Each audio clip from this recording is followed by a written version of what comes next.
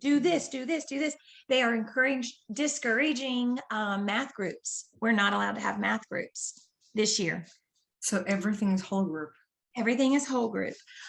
So I'll take that daily calendar time. That's where I can throw manipulatives on the floor and tell the kids, hey, here are some number cards. Order yourself from least to greatest.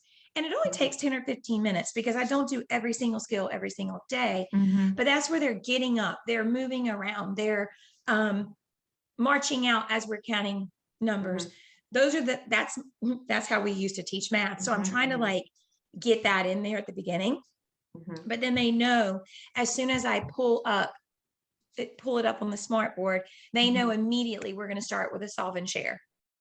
And so they present a problem and the students have to solve it at their seats, and they want them to make mistakes. They want them to have that that comfortable level of frustration with, how do I solve this? How do I figure it out on their own? So like, that's what they want them to do. But when you're one person with 21 kids and some kids are solving it all of these different ways and other kids are still trying to figure out what you're even asking, it's hard, very, very hard. So that's when I'll pull, all the kids over to the rug and have a chart, and we'll solve that. We'll show the different ways to solve the problem on the chart paper so they can get an idea of, oh, I can try that next time, or I can do this next time. Some kids want to use their fingers. Some kids want to use manipulatives. Some want to do pictures. I mean, so I don't care how they solve it as long as they solve it. But I like showing them those different ways because you can't have the manipulatives with you on a math test or an EOG or you can't have that.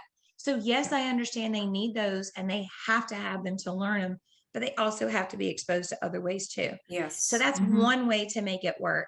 And then like each lesson, which they call them sessions. So we might have like Unit 8, Session 1.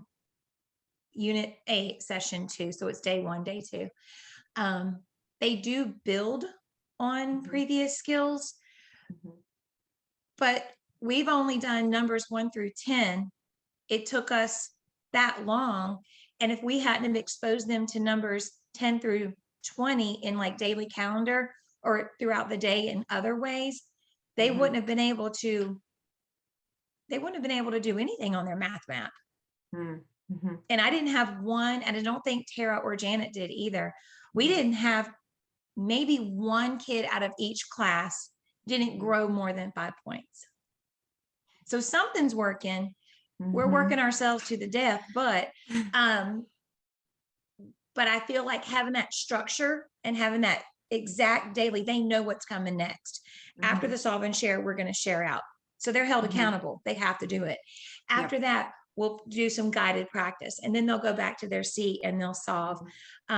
What I do is I still kind of have to do it. I don't call it groups, but I call certain students and keep them on the rug with me because I know if I'm going to help one child in one certain way and I'm going to help the other one in the same way, why not show them together?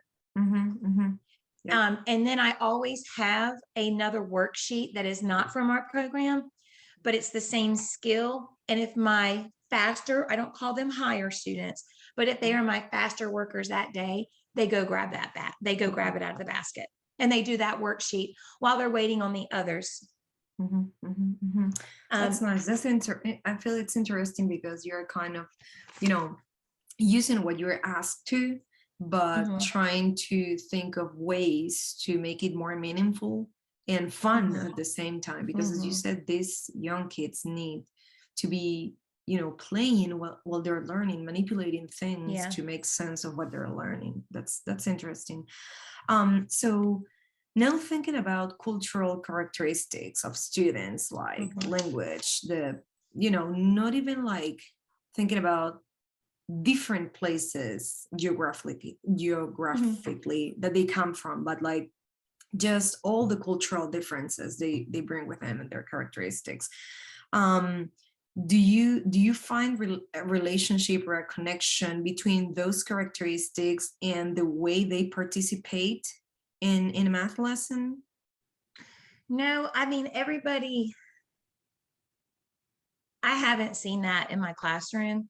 Mm-hmm. I do have, I mean, it isn't cultural, but I have an AU nonverbal student Mm-hmm.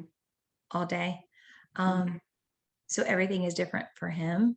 So I know Okay. he isn't going to participate, but that Mm-hmm. isn't, Mm-hmm. I mean, he is, I mean, he's Hispanic, but um, I, I don't think that would have anything to do Mm-hmm. with it. I think it's more his AU. Mm-hmm. Um, but he can show me, he grew like 30 points. Wow. Yeah. He can show me, he can't do the computer on his own. He has to have someone there. Mm-hmm. But I haven't seen Okay. any, yeah, I haven't seen that as a factor, as an Mm-hmm. influential factor.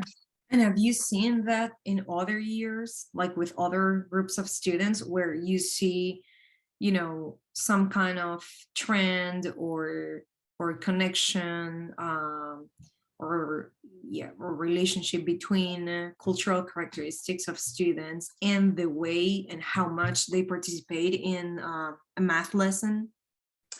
I haven't,